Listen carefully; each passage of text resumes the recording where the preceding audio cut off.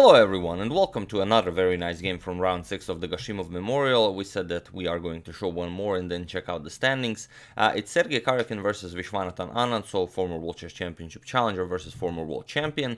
And it's really an interesting game. It's hard to say who surprised who prepared for who here. But you'll see what I mean by this. So they repeat the same line that was played by Carlsen and Caruana in the World Chess Championship match, and it's also the same line that Carlsen already played against Anand in the Gashimov Memorial here now a few rounds ago. The game Carlsen won, we've already seen it. I will put it in the description below if you haven't checked it out. But I will also put the game Carlsen versus Caruana, game 2 from their World Chess Championship match, if you are a bit more interested in the line that's being played in the opening. But okay, without further ado, let's check it out. Karjakin has the white pieces and he opens with d4. We already seen this line plenty of times. c4, we have e6, knight to f3, d5, queen's gambit declined is on the board, knight to c3, bishop to e7, and now bishop to f4, the Harwitz attack. We have castles by Anand, we have e3 and c5, so everything the same as in Carlsen Caruana or Carlsen Anand in this here tournament. D captures on c5, bishop captures, and queen to c2. Knight to c6, rook to d1, and now queen to a5. a3, everything completely the same as in Carlsen versus Caruana and Carlsen versus Anand in this tournament. And here, rook to d8. There's also a game Mamedyarov versus Anand. Maybe Karjakin was also following this game. Anand played it against Mamedyarov also with the black pieces in last year in 2018 Paris Rapid tournament, one of the Grand Chess Tour's legs, where Anand played rook to e8. But here again Anand goes for rook to d8 following the Carlsen Caruana game.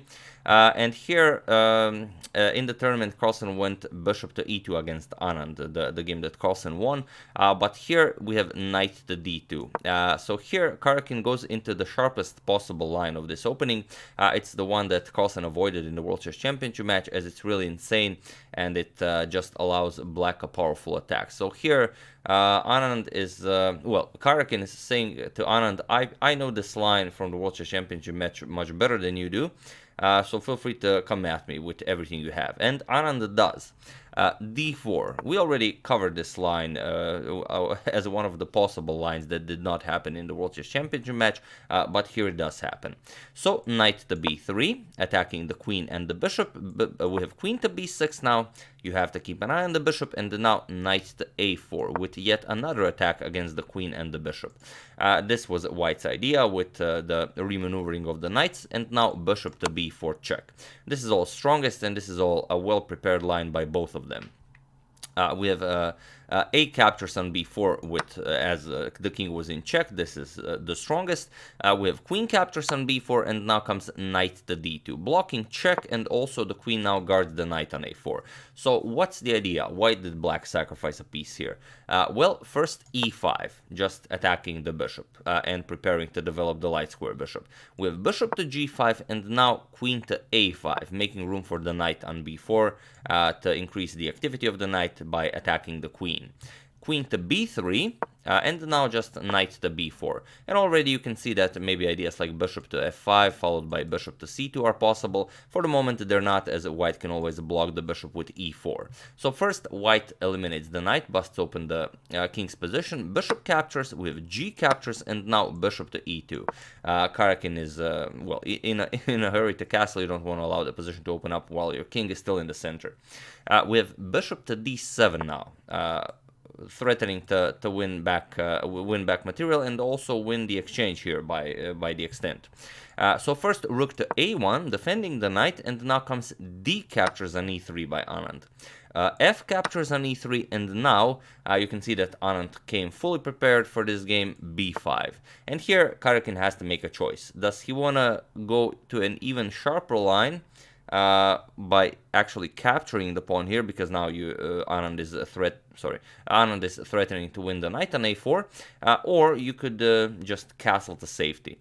If you decide to play something like c captures on b5, then you get bishop to e6 with an attack on the queen, queen to d1, and now rook 8 to c8, and black has so much activity here. Even if white castles, knight to c2 is coming, the rook on a1 is under attack, the pawn on e3 is under attack, and black would really gain a lot of initiative for the sacrificed material. So here after b5, Karjakin is not interested in this line. He just castles to safety and says, you can have your piece back, Anand. I'm done playing this, crazy line. So with b captures on a4, queen to c3 now, Anand grabs back material, and we have f5 now. Knight to f3, going after the e5 pawn, and now just f6. Again, one of the positions where it is okay to play f6. We have knight to h4, and now just knight back to c6, offering a trade of queens and centralizing the knight. The black's position of the king is a bit more loose, so Karjakin decides not to trade queens. We have queen back to a3, with maybe some ideas of infiltrating. We have queen to d6, but we have e4 now. Just a nice move in the center via the pawn, making room on e5, which will be a very nice outpost for the knight, and also later maybe the knight can come to d3, or if things get really crazy, maybe even to f3. We'll see how it goes. Bishop to d1, going after the a4 pawn, and now just knight to e5. We have bishop captures on a4, first queen captures on a4, queen captures, bishop captures, and now rook captures on a4. And here Anand just pushes f4, which is a nice idea. If rook captures, then you can infiltrate with rook to d1. If pawn captures, then just knight to d3. We'll have an excellent outpost for the knight, and black either way wants to get rid of the doubled pawn. So first, Karjakin ignores it. c5. Karjakin has a passed c-pawn, and he wants to push it as far as possible. Doesn't want to leave it as a target. If he manages to get b4 in, it will be very good for him. So f captures on e3 by Anand, rook captures on e4, and now comes rook 8 to b8, going after the b2 pawn. Rook captures on e3, rook captures on b2, and now just h3. Karjakin creates some breathing room for his king. We have rook to c2 now, putting the rook behind a passed pawn, whether it's your own pawn or your opponent's pawn. And now rook captures on f6 by Karjakin. And the rook captures on c5, of course, eliminating it. So here you can see that Anand has two pawns, one of them is a passed pawn, and Karjakin has 2 pawns on the king side. Material is completely equal, but white is a little bit better, as Anand's king is he's a bit loose, and there are all the rooks are still on the board. So rook to a6, blocking Anand's passed pawn, preparing to capture it. We have knight to c6, defending the pawn, and now just knight to f3, preparing to bring the knight into the game. Rook to c8 now, Anand doubles up on the c file, and now rook to e6 with a double attack against the knight. Not really an important issue now, as the knight is protected. Rook to c7, protecting the 7th rank, and now king to h2. Karjakin just improves the position of his king. King to g7, and now comes rook to a4, switching the rook's attention over to the king side. We have h5, not allowing the rook to occupy g4, and now we have rook back to a6, as, rook g4 is no longer possible. And here, knight to e7 by Anand. We have knight to d4 by Karjakin, and here knight to f5, offering a trade of knights, but Karjakin declines. We have knight not to c3, not to f3, but knight to e2 retreating, hoping to go for f4 and h5.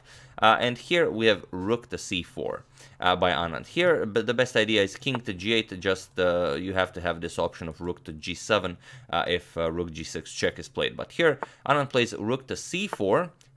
Taking care of the d4 and f4 square, not allowing Karjakin's knight to enter the game, but he allows a lot of activity to Karjakin's rooks. Rook to g6 check is played, king to f8, and now rook to g5. If check, then rook can simply block it with rook to f7. So first rook to g5, we have knight to g7 now, defending the h5 pawn, and now comes rook to f6 check. Rook to f7, just blocking, and now rook to h6, with ideas of infiltrating via rook to h8. So first king to e7, getting out of the way, and now all the way to a5, threatening to capture on a7. King back to e8, and now comes rook to h8 check. we have rook to f8, and now comes rook to h7, threatening to win the knight. The knight cannot move as you lose the h5 pawn, so you have to defend it once again. We have rook to f7, but now, believe it or not, although it seems like a perfectly calm position, Karjakin has a winning idea here, so feel free to pause the video and try to find this winning idea. I'll give you a couple of seconds. Don't have any water. I forgot to pour some fresh water, so I will just wait. For those of you who were able to do it, congratulations. You have just won a very nice endgame that came from the World Chess Championship preparation. And for those of you who just want to enjoy the show, rook e5 check. A very nice idea, because now if you go king to f8, you get rook h8 checkmate. So you can't go to f8, obviously. And if you go to the d file, which you must, you can't block, or else rook captures and you lose the knight. And here in the game, king to d8 was played. And now, well, of course, you all see what happens. Rook captures on h5. And it was after rook captures on h5 on move 52 that Viswanathan Anand resigned the game. Why did he resign? Well, he's down a pawn. He overlooked this, so I can imagine that he was... even annoyed by this.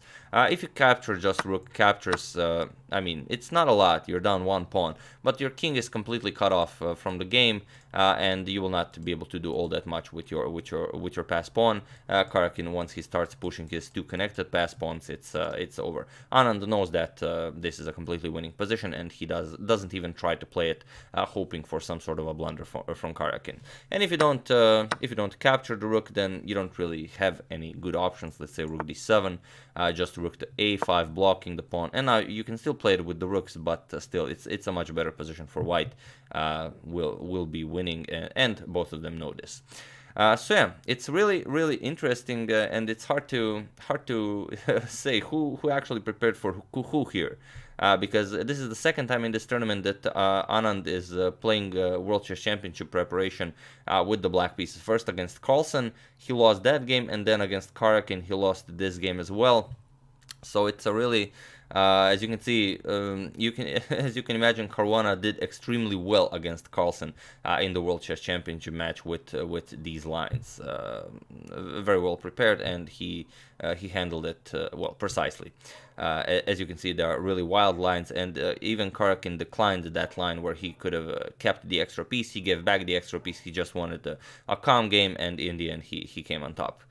So yeah, really crazy game. I really enjoyed it. I hope you did as well. I would like to thank Jeff Graves, FLCB Chess Club, Kasian Grzesz, Joshua Grindrod, and Bas Berger for your contribution to my channel. Thank you a lot. I really appreciate it. As usual, you can check two of my previous videos here. Thank you all for watching, and I will see you soon with some more interesting content, hopefully. And before we forget, these are the standings after round 6. I almost forgot. Carlsen still in the lead, but Karjakin caught up to him after this victory over Anand. 4 points for both Carlsen and Karjakin after round 6, followed by a lot of people with 3 points.